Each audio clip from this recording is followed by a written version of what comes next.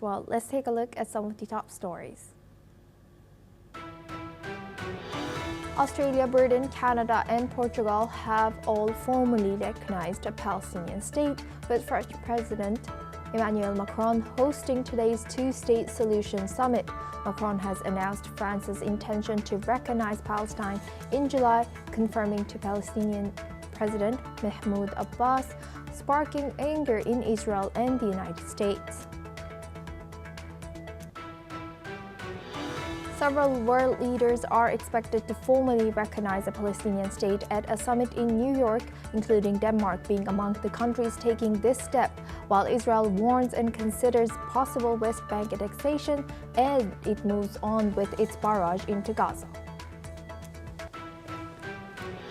Iran's atomic energy chief and Vice President Mohammad Eslami have arrived in Moscow for talks, according to the Iranian embassy in Russia. This visit comes after the UN Security Council refused to permanently lift sanctions, with 3 European countries seeking to reimpose them over alleged violations of the 2015 nuclear deal. Russia has asked the UN Civil Aviation Agency to ease sanctions on aircraft spare parts and overflights, calling Western restrictions unlawful coercive measures. The sanctions have cut off Russian airlines from direct access to parts for more than 700 Airbus and Boeing jets, forcing them to rely on complex indirect import routes. U.S. lawmakers held their first House of Representatives visit to Beijing in 6 years, meeting Chinese Defense Minister Dong Jun to discuss strengthening military-to-military communications. The bipartisan delegation led by Democratic Representative Adam Smith comes after Presidents Donald Trump and Xi Jinping agreed to further talks.